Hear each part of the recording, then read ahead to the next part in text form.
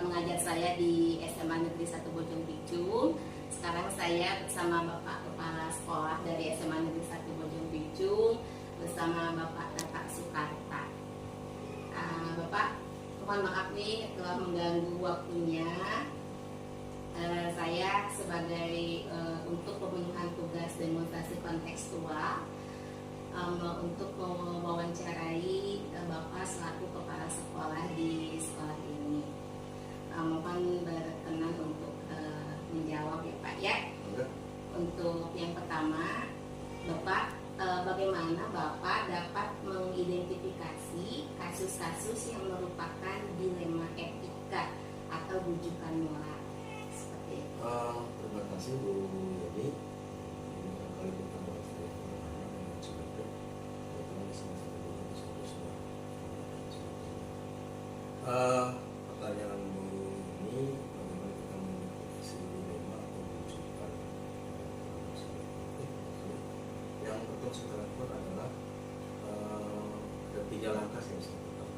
Pertama, lakukan identifikasi secara seksama, kan.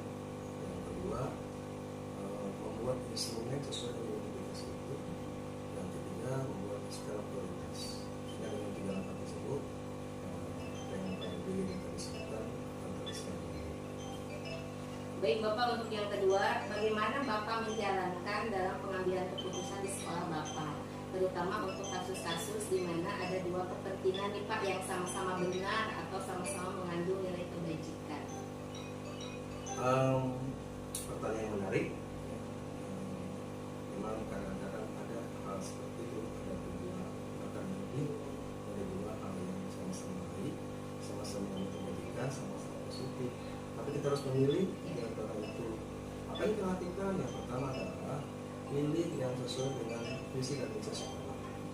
Memang yang sesuai dengan visi sekolah. Setelah sesuai dengan visi sekolah kita pilih. Setelah itu kita lakukan langkah-langkah berikutnya untuk melaksanakan itu. Nah, apa yang dilakukan sesuaikan dengan program-program pengembangan sekolah. Kita komunikasikan tim pengembangan sekolah untuk melihat mana dari 2 dilema itu yang betul-betul sesuai dengan visi sekolah dan bisa dilaksanakan, bisa diambil sebagai program-program yang akan dilaksanakan sekolah. Baik Bapak, untuk yang ketiga, bagaimana langkah-langkah atau prosedur seperti apa yang biasa Bapak lakukan selama ini? Prosedurnya yang pertama, kita buat instrumen untuk mengidentifikasinya. Nah, instrumen itu kita berikan dari visi sekolah. Nah, setelah instrumen itu, kita komunikasikan dengan tim pengembang sekolah. Nah, nanti tim pengembang sekolah ini akan mengkajinya, terus melihat, menganalisis. Setelah itu nanti dari tim pengembang sekolah lakukan diskusi dengan kepala sekolah, kan? Mengadakan diskusi dan kolaborasi. Lalu kita nanti diskusi dengan stakeholder sebagai pelaksana teknis dari hal tersebut. Bisa kepala sekolah, bisa guru, bisa semua warga sekolah. Terakhir lakukan sosialisasi supaya program itu betul-betul menjadi program bersama untuk dilaksanakan.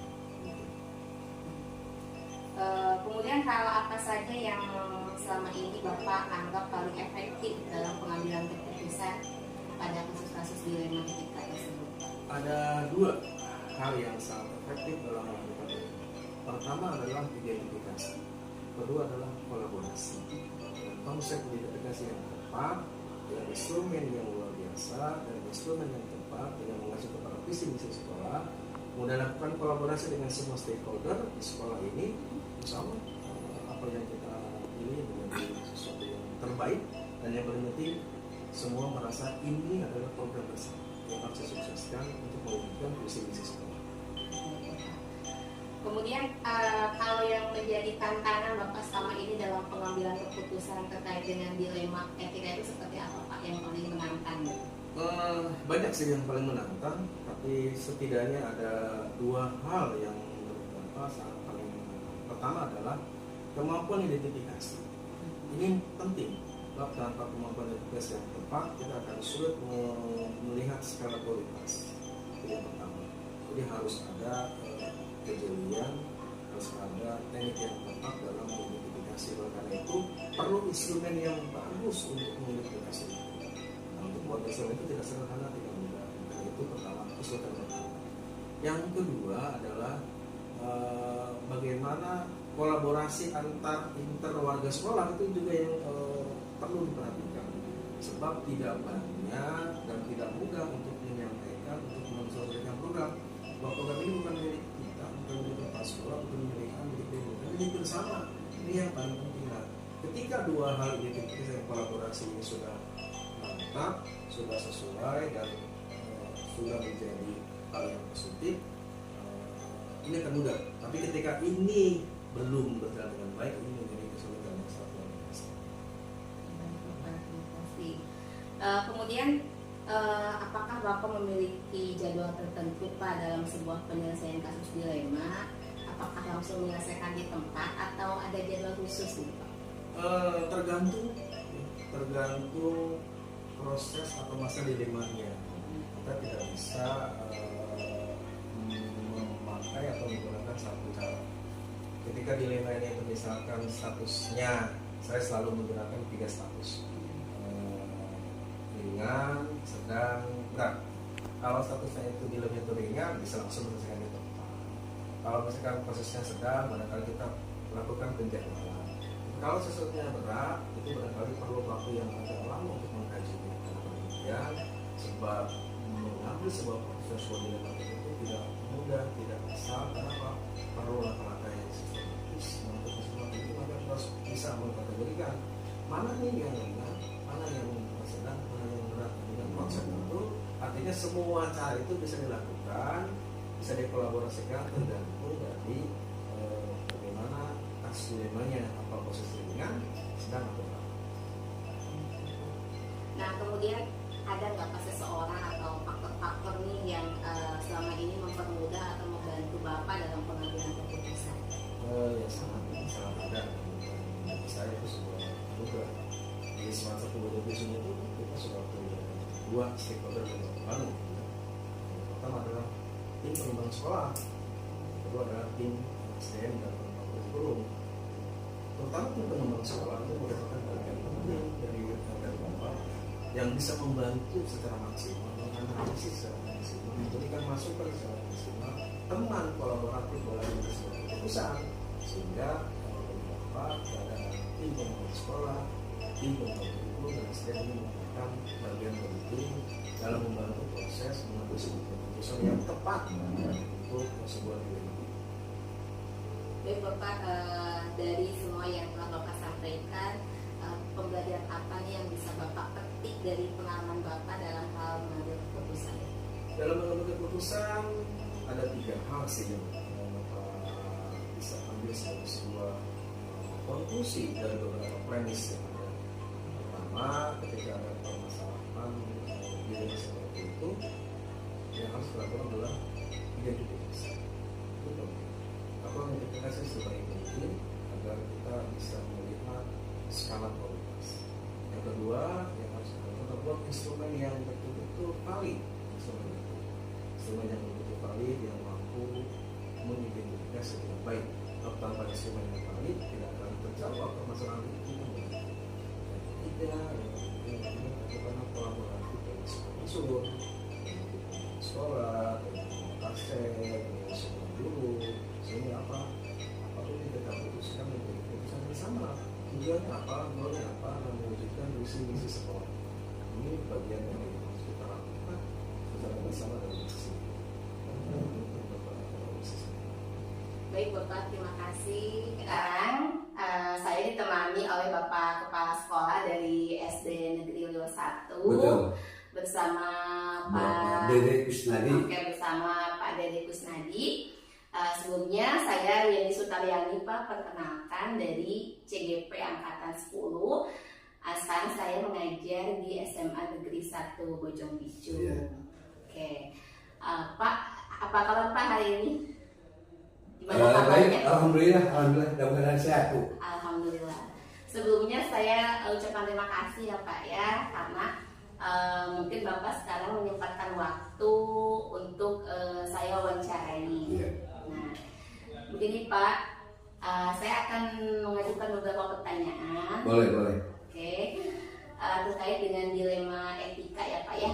Mungkin sekarang Bapak kan sebagai kepala sekolah, sebagai pimpinan di sekolahnya pasti pernah menemui permasalahan-permasalahan di mana kedua-duanya itu mengandung sebuah kebaikan seperti itu.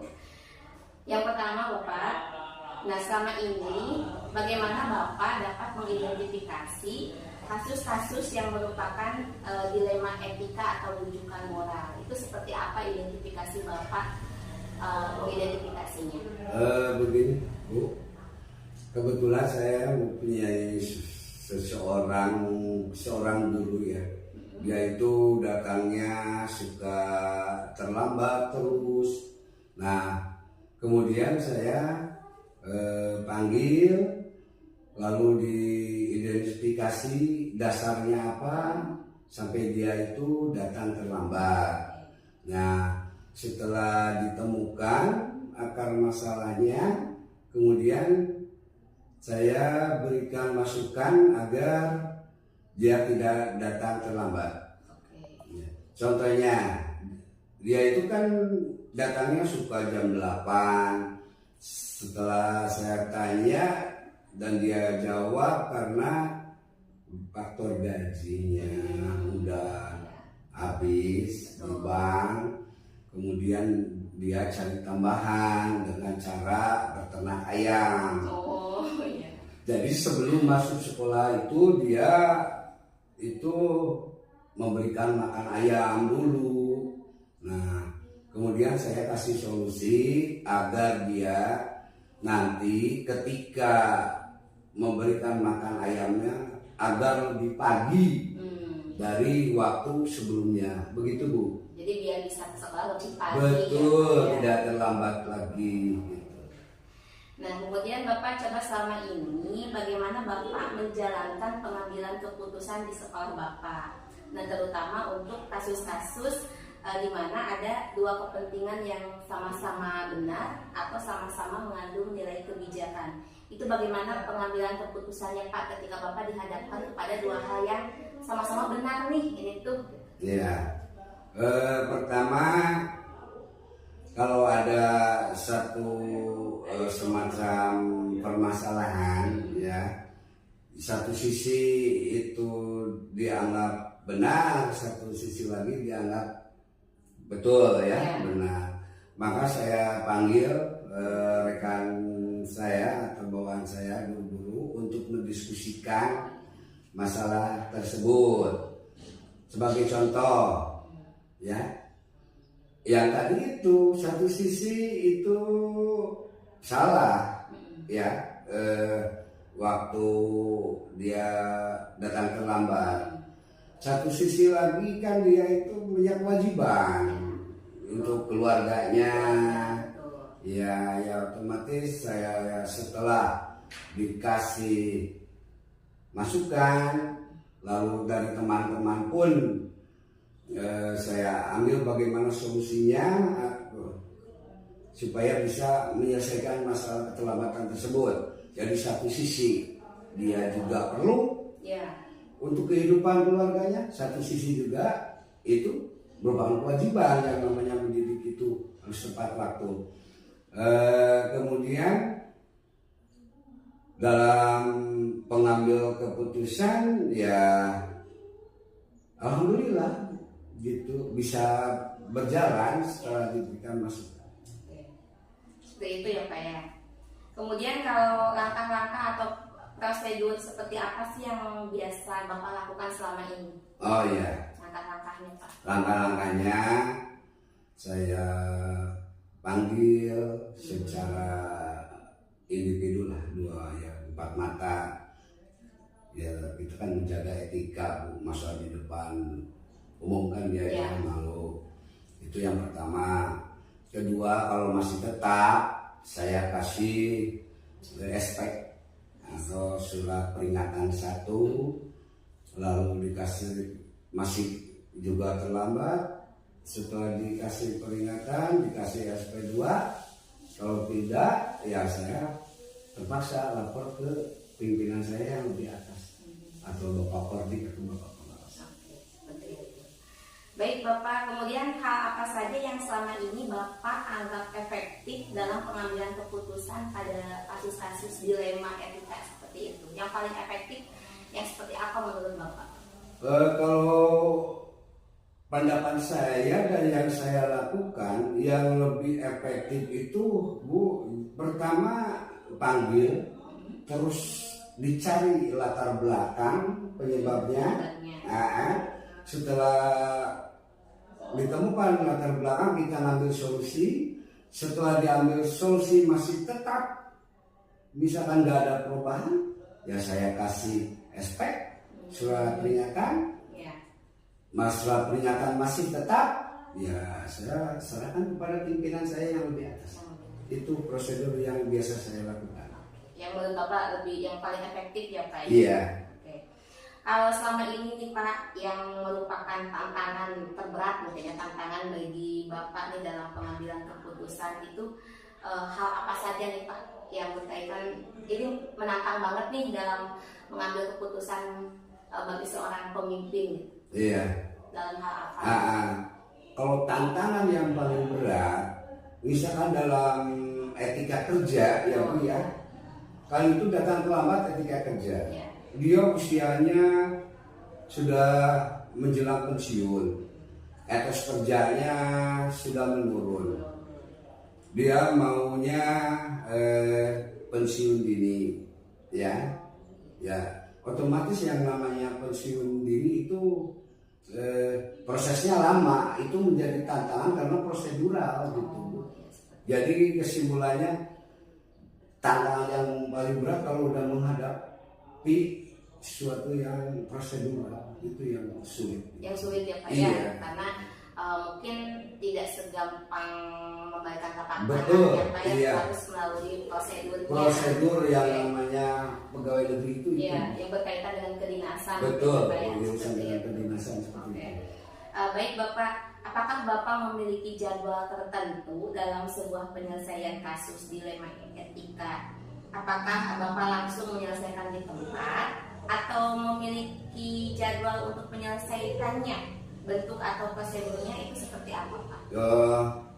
Kalau saya di sekolah sebagai pimpinan, yang saya ambil itu sifatnya insidental Bu. Jadi kalau ada kejadian atau kasus yang terjadi, saya langsung ditindaklanjuti.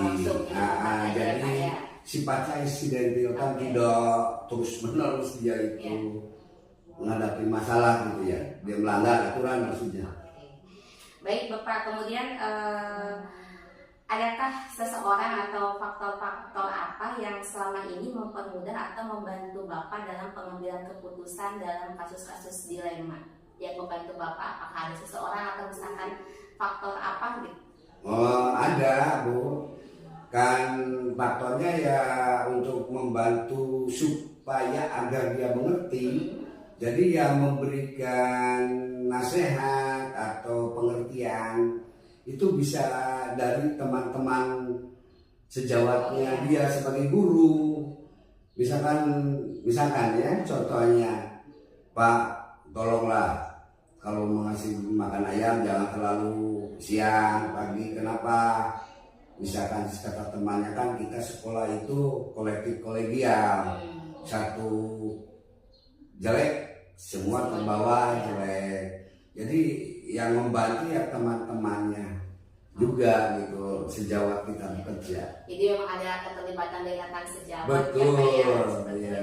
Bapak yang terakhir nih Pak nih, dari semua yang telah Bapak sampaikan, pembelajaran apa yang dapat Bapak petik dari pengalaman Bapak dalam mengambil sebuah keputusan terkait dengan dilema etika Pak? Nah, pembelajarannya buat saya sebagai pimpinan bahwa apabila menyelesaikan suatu masalah, ya pertama harus berbicara antara hati. Jadi antara hati itu kita harus menyatakan ikut prihatin dengan dia, yang keduanya dikasih pengertian, ya itu otomatis dia dengan bicara antar hati dan memberikan pengertian, dia otomatis akan ada perubahan.